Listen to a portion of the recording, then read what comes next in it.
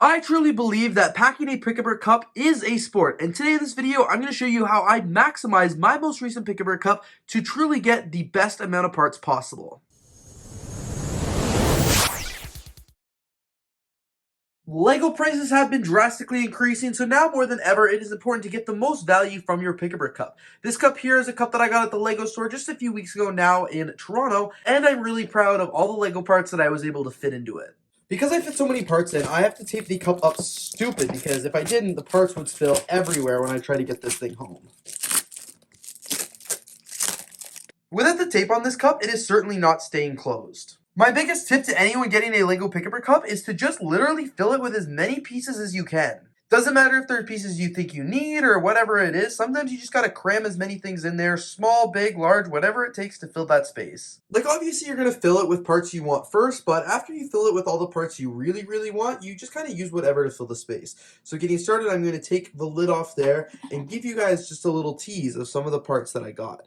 I'm gonna hold it nice and gently there, but you guys can just see how much I've gone to like stacking it around the cup. There are so many different studs and tiles and just pieces all kind of pushed in there. I got a huge variety because I wasn't super specific on the parts that I needed. And now I'm gonna make a big mess and dump it all out.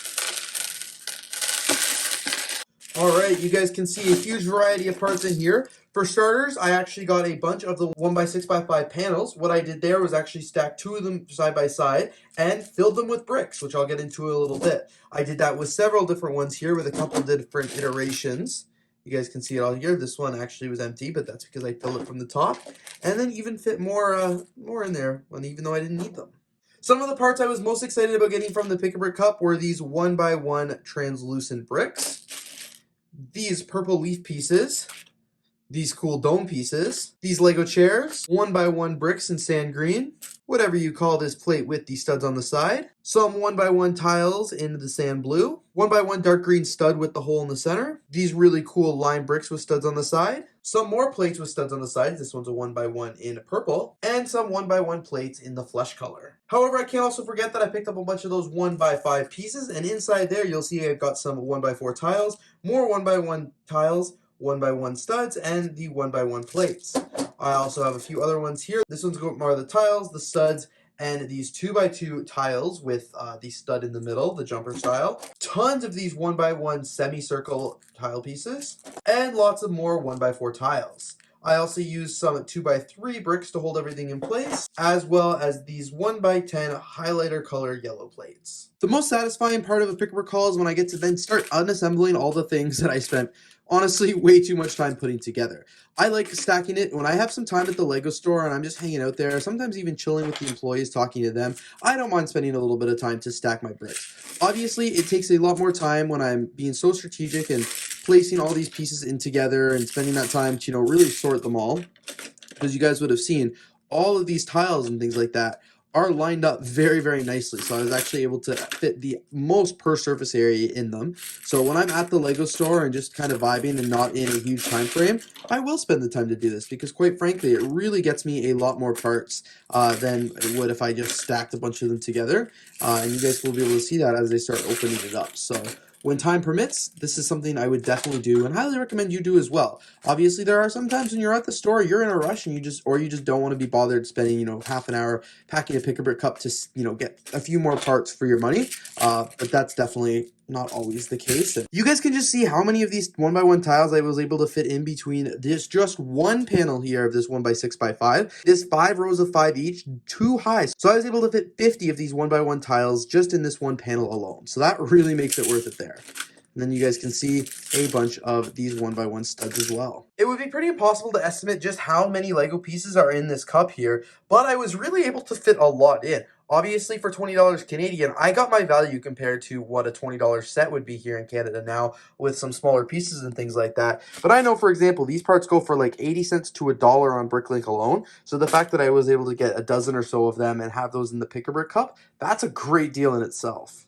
Correction, I was able to fit 22 of these panels in the cup. Like I also said in the start of this video, to me, packing a Pick-a-Brick cup is a sport. So the fact that I was able to spend half an hour to really fill this cup up and get as many Lego pieces in it as I could was a great success. I only wish I could truly estimate how many pieces were able to fit in this cup. With just so many different variety, unless I actually counted each individual one, it would be impossible to tell. To test my theory to see if it was really worth packing the Pick-a-Brick cups, this is what the cup looks like with absolutely no packing done and all of the parts that I got in the cup that was packed inside. I didn't do any packing, like I said, I just dumped all the parts in and all the small part fits. However, all of the 22 1x5x6 panels did not fit whatsoever. So the fact that instead of just throwing bricks in the cup and patting it down and moving along my merry way, taking the time, spending a little like half an hour or so to actually pack the cup allowed me to get 22 of these 1x2x5 panels. Checking out Bricklink here, the last 6 month sales average of each piece is 99 cents Canadian. That means that I was able to get $22 worth of these parts, and the fact that the Pick-a-Brick cup is only $20 Canadian, I basically got the whole rest of the cup for free. Just by stacking the parts, I was able to get $22 extra in Lego parts for this purchase. That truly just goes to show that taking the time to pack the cup is really worth it. Just think, if I did the math on all the Lego parts that I picked up in this Pick-a-Brick cup, who knows what this cup is actually worth for the $20 value that I paid for it if I, resold everything on Bricklink. Anyway, you guys, I really hope this video inspired you to spend a little bit more time while you're at the Lego store actually picking those Pick-a-Brick cups. With Lego's recent change to announcing that Pick-a-Brick cups are now going to be Pick-a-Brick boxes, that process will only become easier for Lego fans because you'll be fighting with a box instead of this really weird shaped cup trying to get the most amount of bricks in. So, very curious to know how this is going to work at the Lego store, and I'm really interested to seeing how this rollout will go. Anyway, you guys, thank you so much for watching today's Pick-a-Brick haul from the Lego store. I hope you enjoyed seeing the parts that I was able to pick up this time, and I hope you guys enjoyed seeing how I was able to pack this Pick-a-Brick cup up, really get a lot of parts in, and try and get the most amount of parts for my money.